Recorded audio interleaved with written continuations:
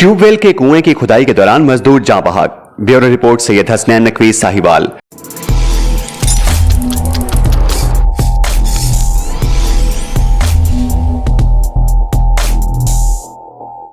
कमीर शरीफ के नवाही इलाके चक नंबर 118 नो एल दरबार बाबा ख्वाजा आरिफ के करीब एक पुराने ट्यूबवेल की मोटर और पाइप निकालने के लिए एक मजदूर कुएं के अंदर उतरकर खुदाई कर रहा था।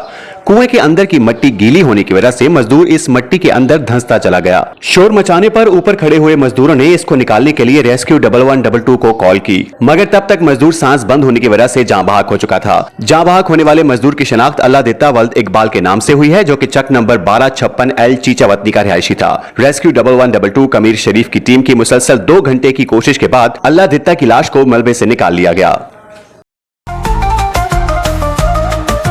आज तक न्यूज, खबर सच के साथ।